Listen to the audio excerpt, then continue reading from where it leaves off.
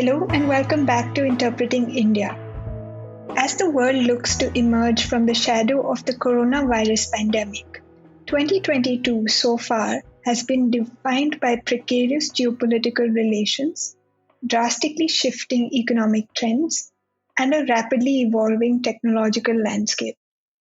This season, we at Carnegie India are examining many of the challenges and opportunities that India will confront in the coming decade. I'm your host, Shivani Mehta, and this week we are discussing the evolution of the Women, Peace and Security agenda. Ever since its adoption at the UN Security Council in October 2000, the Women, Peace and Security, or also known as the WPS agenda, has emerged as the landmark global framework promoting women's role in conflict resolution and achieving sustainable peace. Through its four pillars, participation, conflict prevention, protection, and relief and recovery, the WPS agenda aims to provide a holistic approach to international security. Since the adoption of the agenda, 103 countries have adopted national action plans to enhance women's participation in the security domain at a domestic level. Regional action plans have also emerged as an effort to collaboratively implement the WPS agenda. However, despite the domestic and regional efforts to implement the WPS agenda, there are normative and institutional constraints which impede the full realization of the agenda. In this episode of Interpreting India, we discuss how the WPS agenda has evolved since its adoption 22 years ago. What is the significance of the agenda and how does it operate to achieve its goal? How is the WPS agenda being interpreted by countries with different contextual and political settings? And finally, what steps should India undertake to advance its approach towards the WPS agenda? Joining us today to discuss this topic is Dr. Soumita Basu. Dr. Soumita Basu is an assistant professor at the Department of International Relations at the South Asian University in New Delhi. Dr. Basu holds a PhD in international politics from the University of Wales. She has worked extensively on feminist international relations and the UN Security Council resolutions on women, peace, and security. Her recent publications include New Directions in Women, Peace, and Security. She has also contributed to Gender Dimensions of the United Nations Security Council, Some Notes in View of India's 8th Term, and Rutledge Handbook of Feminist Peace Research. Professor Basu, thank you so much for joining us today. This episode is extremely special to me because we will be discussing the role of women in international security. I'm very keen to understand, and I'm sure a lot of our listeners would also like to know the sort of gender roles that apply in international security. So I will begin with the hallmark of women's roles in security. The Women, Peace and Security agenda that was adopted in 2000 by the United Nations Security Council. If you could tell us a bit about how this exactly promotes the role of women in international security, and how does the agenda operate in order to accomplish the goal of equitable gender roles in international peace and security? Thank you. And thank you for inviting me to be a part of this conversation, which I certainly think is very important. So to begin with, I think it would be helpful for us to set out that the WPS agenda recognizes that women are already present in matters of international peace and security. So they haven't been brought in through Resolution 1325. And they are part of the agenda not just as civilian victims of war, as they were seen earlier, but also as peacemakers, negotiators, former combatants, and so on. I think it might be helpful to add here that Namibia, under whose presidency Resolution 1325 was adopted, their presidency of the Security Council, that is, had a particular interest in this participation aspect. Along with the UN Department of Peacekeeping Operations, as it was called at that time, they had hosted a workshop on gender mainstreaming in peacekeeping in May 2000. So this preceded the adoption of Resolution 1325, and it actually fed into the writing of 1325 as well. And Namibia's interest was partly related to the role that women had played in the UN Transition Assistance Group, or UNTAG, which was deployed in Namibia in 1989-90. So now, in terms of the provisions of the resolution, of course, there are several resolutions, but just to keep the response brief, Resolution 1325, it calls for increased number of female peacekeepers, getting more women to the negotiating table, and just generally ensure that women are represented at all levels of decision making. And there's also a lot of focus on consulting with civil society, including women's organizations. Going back to the point that I started with, that it is also about recognizing that women are already there.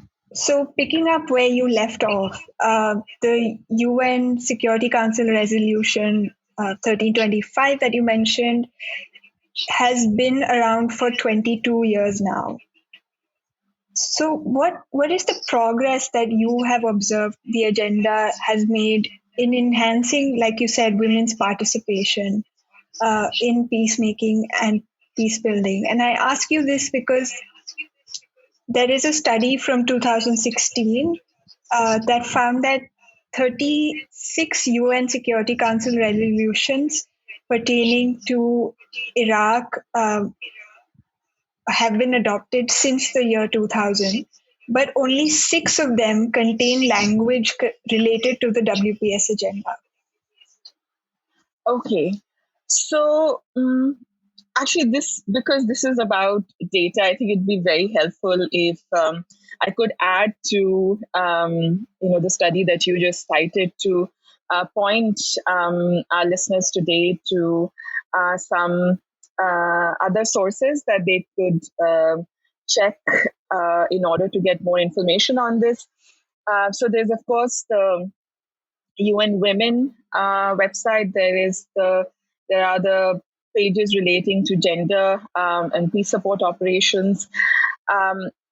Also, Peace Women project of the Women's International League for Peace and Freedom. And Wilf was involved in the advocacy which led to the passage of the resolution as well.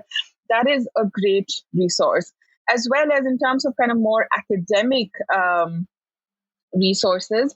There are now Women, Peace and Security and Gender, Peace and Security centers at the London School of Economics in England, Monash University in Australia, and Georgetown University in the United States. So lots of places where, because there is a lot of data on this, and it would be somewhat overwhelming to capture everything possible. Still, and I'll now refer to some UN Women data in terms of women in UN field operations. So, for instance, UN Women tells us that as of February 2021, women comprise 48% of all heads and deputy heads of mission, which is already an increase from 20% in 2015. So that's pretty impressive.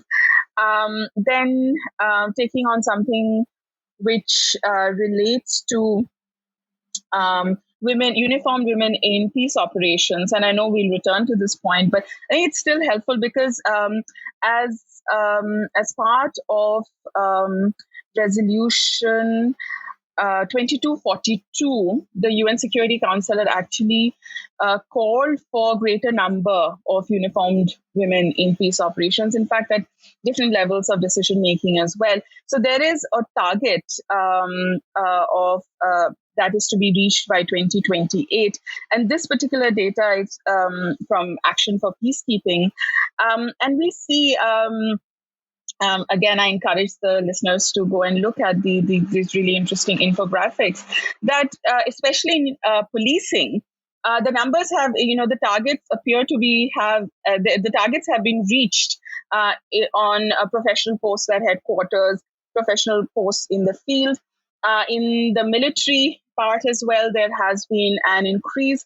Of course, as far as these negotiators are concerned, I think there it is somewhat disappointing because, again, now going back to UN Women, between 1992 and 2019, so women were just 13% on an average, 13% of negotiators. And in fact, 7 out of 10 peace processes, every 10 peace process did not actually include women mediators or women signatories. So there is both the good, something to celebrate, but then quite a few disappointments as well. And I'll just end by saying, before we drown in all this data, is that, of course, there are other pillars of the Women, Peace and Security agenda as well, which are protection, prevention, which relates to conflict prevention, and relief and recovery. And in all of these pillars, we can go one by one. And again, the sources that I've mentioned would be useful. We see certain progress. So that was the next question I was coming to. Another sort of criticism leveled against the WPS is that it's very narrowly defined, and all it does is promote female presence on the table, but doesn't necessarily go beyond that. How would you measure progress when it comes to the WPS? And also, when the problem statement, for instance, is so contextual, how is a resolution translated into various fields of practice? Okay, so let me take the first part first, and which relates to how do we sort of measure progress, and then we'll come to the context specific aspect. So Resolution 1889, that call, which is one of the WPS resolutions, that called for the development of global indicators, which would then tell us whether, to what extent to measure the progress of the agenda. So there are 26 such quantitative and qualitative indicators, which are, again, you'd find a lot of studies on this, which have used these indicators to then consider WPS, progress of WPS in different parts of the world. That said, I mean, your point about it being narrow, with which you started the question, yes, there's a lot of literature on this that, for instance, certainly 1325 or even the later resolutions, they don't quite really fundamentally challenge what international peace and security is about. And critics would also say that this is because here we are, the institutional home is the Security Council. But then in the way the WPS agenda has been locally adapted in many contexts, I think that gives us the room to kind of consider it more broadly.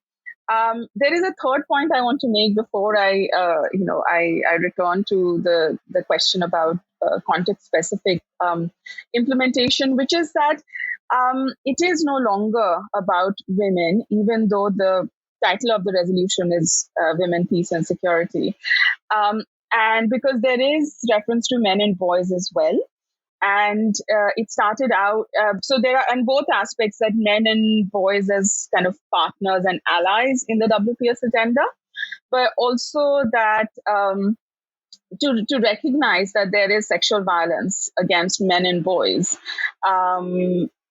during armed conflicts as well.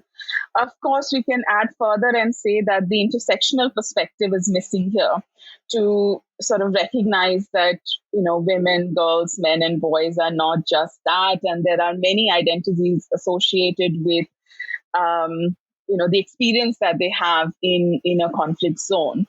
But I suppose it is a work in progress. Now, coming to the point about context specific implementation. So, as I said, they are open ended enough that they can be certainly in the national action plans or even the regional action plans, they can be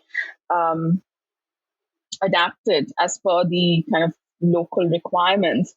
So, for instance, one of the things that we see is that in some of the NAPs in Africa, that there is a link between security and development, which earlier did not really exist in the WPS agenda, because of course some of the more traditional Security Council members were really against expanding the scope of what peace and security might mean. So countries like Russia and China were very clear that, look, socioeconomic issues, it's the General Assembly or the ECOSOC that should be discussing this, and overall gender should be discussed there. But within the Security Council, in the later, the WPS, this sort of sister WPS resolutions, and also in these various other contexts, the scope of the agenda has really been broadened. So there has been a real attempt in different parts of the world to link into issues of climate change, disaster management, whichever is pertinent in that part, or whichever issue is pertinent in that part of the world. So if I'm correct in understanding, the national action plans are essentially toolkits for the government to bring about equal gender participation, if I can say that, in security matters. And they are broad enough, like you said, open-ended enough to be adopted in a manner that is context specific. So I think this would be a good time to now move to South Asia. In just the last 2 years, there's been a coup in Myanmar, and the Taliban takeover of Afghanistan. And like you said, there is criticism that the WPS is institutionalized in the Security Council, which is a sort of Western approach to thinking about security, or is more likely to be inclined to a Western perspective. So what is the scope for the national action plans in South Asia as well as the WPS broadly? Okay. So if it's all right, I'll take a few minutes to kind of respond to this charge about the WPS agenda being Western centric, and then take another minute or two to just speak a little bit more on the national action plans and give us the global picture of what the national action plans look like, and then finally move on to look at the South Asian context. So, you absolutely rightly point out that there is a lot of this criticism of the WPS agenda basically being something that is driven by countries in the global north, and also that it's that it can even be used as an excuse for military interventions in different parts of the world. I mean, we certainly saw that in Afghanistan, that when support for the military presence in Afghanistan started going down, and then we suddenly heard a lot about women's rights and so on. So there are all these issues, and of course the Security Council has its own image of being undemocratic and et cetera, et cetera. But so I kind of get where the critics are coming from. Also because they have the material power to really push the agenda on issues that they would like to, so it can become quite donor driven. Many of the headquarters are located in the global. And powerful NGOs, they are located in the global north as well. But just to say that I really think it is a lot more complicated than that. Even when 1325 was adopted, the civil society was very active, and this is not just civil society in the global north, but civil society from across the world. The learnings that we have about what the women, peace, and security agenda even is, that we need to, ask the question of where are the women, that comes from women's rights advocacy from across the world. So as Nolan Heiser of the United Nations had said, that the 1325 had a kind of global constituency. And even within the Security Council, in terms of the countries that were involved in the adoption of 1325 and the resolutions later as well, in 2000, the Jamaica, Namibia, and Bangladesh were also on the UN Security Council, and they were very involved. In fact, Jamaica had the only female permanent representative on the council at that time. And later also, we have Vietnam and Azerbaijan that have pushed for WPS resolutions.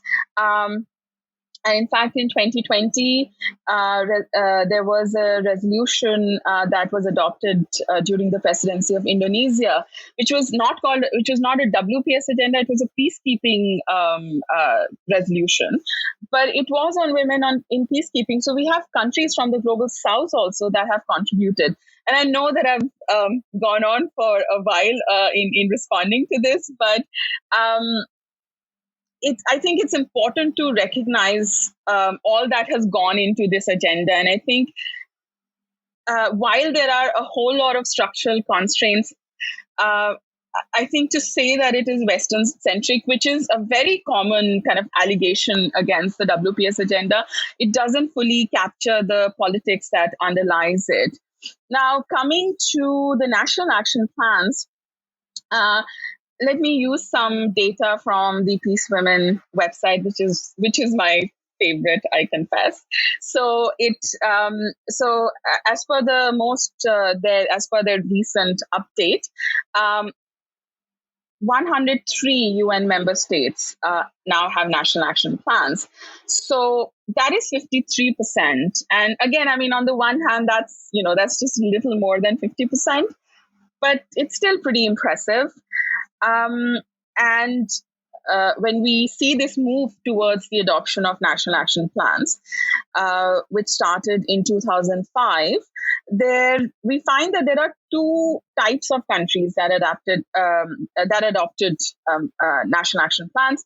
One and these were usually countries in the global north that provided international assistance in conflict zones. And then there were those countries that were emerging out of conflicts.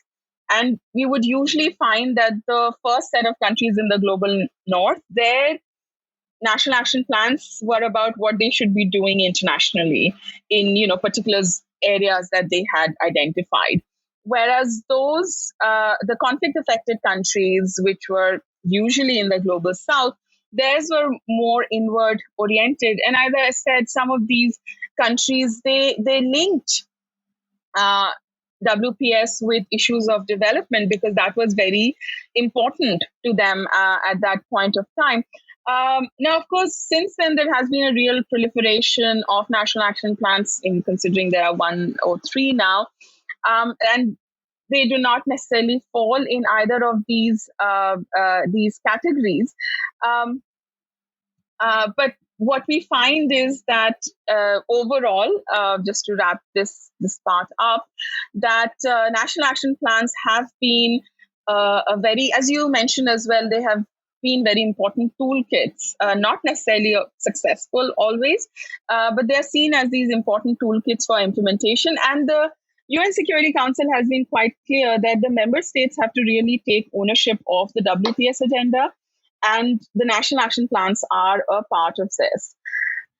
So, coming to the national action plans that we have in South Asia, there are three countries that have adopted national action plans in the region. And these are Nepal, which was 2011. The Afghan National Action Plan was adopted in 2015.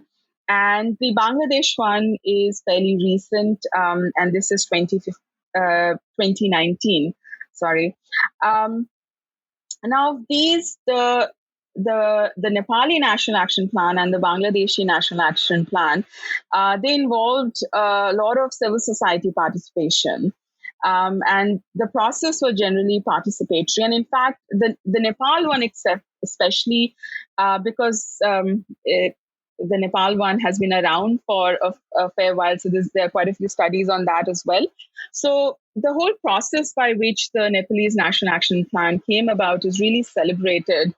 And another point to note here is that the Nepalese National Action Plan was the second one in Asia, very soon after Philippines. So they really took a lead on this. The Afghan National Action Plan, based on reports, is understood to have been more of a top-down approach as far as the writing of the resolution is concerned. As far as the implementation of the national action plans is concerned, it is perhaps too soon to speak on Bangladesh. But as far as Nepal and Afghanistan, unfortunately, both are concerned, there is a lot of criticism in this regard. So that is unfortunate. That while you were speaking, I was also thinking about how this would be the time to essentially test the Afghan National Action Plan to see whether structurally and if it can be implemented to actually bring about an improvement. But like you said, I think it's too soon to call it one way or another. And there's just no evidence at this point to suggest an outcome. You spoke at length about Nepal, about its sort of, in the sense, being a torchbearer of the national action plans in South Asia. Did any of that sort of overflow into India? And sort of, what is India's response to the WPS been so far? Right. So as far as, let me take the second question first, with regard to India's response to the WPS agenda. I think it is safe to say that it has been somewhat outward oriented, in that India has been reasonably active in its own areas of interest when it comes to engaging with WPS. So, of course, the most well-known example of this is when India sent the all-female formed police unit to Liberia in 2007. So this is the first time that an all-female formed police unit had been sent, and they had the contingent there in Liberia as part of the UN mission in Liberia. Their work was very well appreciated, not only by the international community, but by the government and the people of Liberia. And I think that is very, very important. So that's first. And relatedly, India has also provided gender training for peacekeepers at the Center for UN Peacekeeping in New Delhi. So, as you can see, there is a common theme to all of this, that one of the key areas of focus has been peacekeeping. Further on this, India in 2016 contributed 100,000 US dollars to a UN trust fund for victims of sexual exploitation and abuse. A couple of years later, it made a donation of about 300,000 US dollars to the UN Department of Field Support, which was for the Pipeline to Peacekeeping Command program. And this related to issues of conduct and discipline, which included issues relating to sexual exploitation and abuse.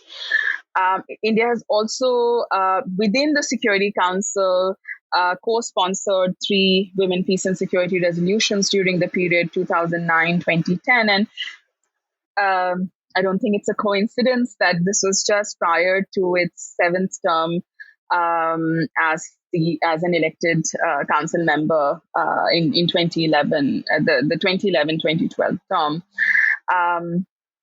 Then it also during this term, it also hosted an open meeting on WPS, which is quite notable, right? Because of course, when you hold the presidency of the Security Council, the member state gets to decide which themes to focus on, and the fact that one of those themes was women, peace, and security is notable. And the other area in which India has made some contributions as far as the discourse at the Security Council is concerned relates to counterterrorism. So there also, India has been part of those who have talked about bringing together the WPS agenda and the countering violent extremism agenda. So we can see that even though we don't hear about it very much, India has in fact made some contributions. So it's very clear that it is outward oriented. India does not really speak of WPS in its domestic context. And again, on that count, the government is quite clear because it doesn't recognize any armed conflicts within the country because, of course, the Ministry of Home Affairs refers to certain areas in the country as disturbed areas. So officially, there are no armed conflicts, and therefore the WPS agenda seemingly does not apply. But there is the CEDAW General Recommendation number 30, which suggests that, well, you could still talk about CEDAW related issues in areas of armed conflicts. I think that is one way of bringing the WPS in spirit, if not in words, into the country. But going back to something you said earlier about whether, Nepal's torch-bearing role has shown some light in the Indian context as well. I think on that, those of us who follow women and their role in advocacy for peace or their critique of militarization in the region, we know that there is a lot of solidarity between these actors in the region at the level of civil society. So it is not so much, it's not a sort of one-way street. There is a lot of solidarity between all the advocates in different countries because they recognize that there are certain shared issues relating to peace and security. And in fact, a number of advocates from the region have also contributed to the global discourse on the women, peace and security agenda. Though when it's, and they learn from each other. So I'm sure that, advocates in India would learn from the Nepal case and vice versa. But as far as the Indian civil society is concerned, I mean, I mentioned earlier that the government really does not speak of the WPS agenda in its domestic context.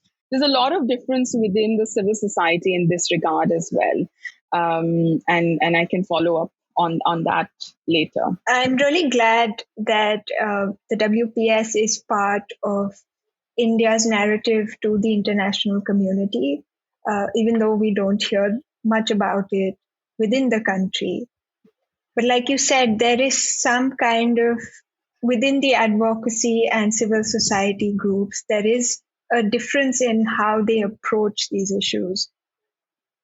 So, what is the scope for India to formulate, build, and implement a national action plan? Right. So, to be honest, I myself am quite ambivalent about India having a national action plan, because while NAPs are, of course, useful, these do not guarantee effective implementation of the WPS agenda, as we have seen in our own region as well. And there is evidence from other parts of the world that suggests the same. This is not taking away from the importance of NAPs or indeed regional action plans as well, but this is to say that it, there are failures as well. And so this does not, a national action plan doesn't necessarily need to be the way forward in all cases. And going back to one of the sort of data points that I mentioned, that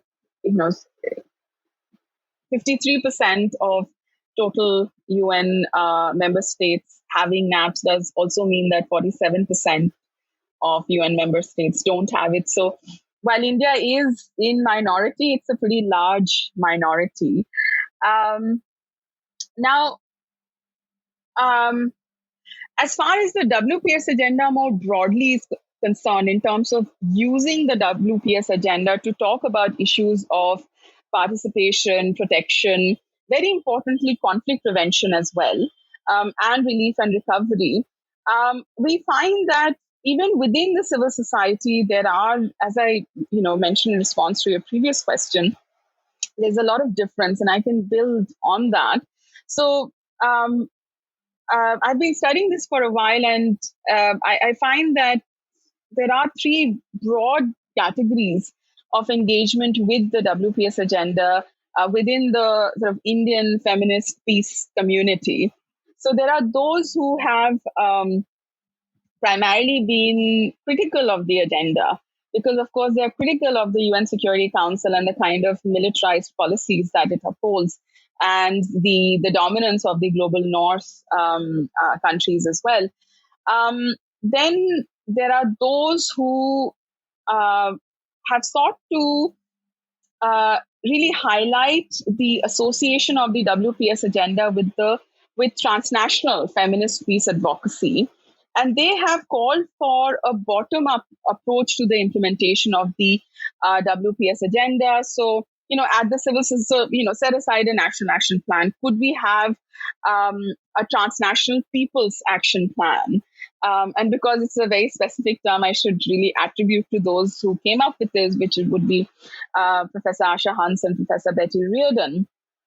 And then there was a very small section of this community which had also called upon the government to adopt a national action plan. So they had put together a draft national action plan, submitted it to the government, but as we know, nothing much came of it. So I think it's kind of interesting to note that within those who actually take the gender dimensions of peace and security quite seriously, there are a lot of differences as well. But I think they would all agree, generally speaking, that we need more women's participation at all levels of decision making, or that women's rights need to be upheld, or that we need to work towards demilitarization, or that if we are considering in parts of the country where there needs to be some demobilization and reintegration of former soldiers, then we need to bring in a gender perspective to that. So we don't necessarily need to call it women, peace, and security. And again, though, many of the feminist peace advocates would say that all this is already supported by what's in the Indian Constitution. And second, that we have more inclusive policies such as CEDAW, which can be used for the same purposes. So our focus really needs to be, we don't necessarily need to be caught up talking about NAPs, but to make sure that the kind of issues that come up in the WPS agenda, those are addressed at the domestic level as well. And if I may add one more point to this, in the last couple of years, there's been this emerging discussion on the possibility of India developing a feminist or because sometimes the F word is not very welcome, possibly a gender sensitive foreign policy. And something like that might also give impetus in pushing forward the provisions of the WPS agenda. Because, I mean, again, when we study or feminists who study, who are talking about a gender sensitive foreign policy, one of the issues that has come up is that, well, that kind of foreign policy also needs to be aligned with domestic policies. So that would be another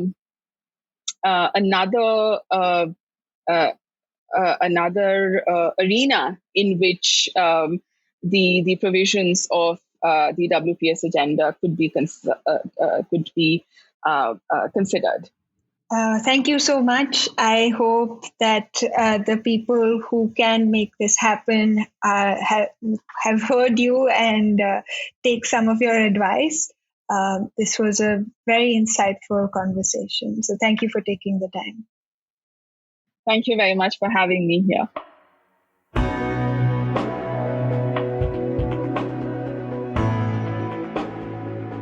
We'll be back in 2 weeks with a new episode. To make sure you don't miss it, be sure to subscribe on Apple Podcasts, Spotify, Stitcher, or wherever you get your podcasts. To learn more about our research and team, you can visit us at carnegieindia.org. You can find us on social media on Twitter, Facebook, and Instagram. Thank you for listening and see you next time.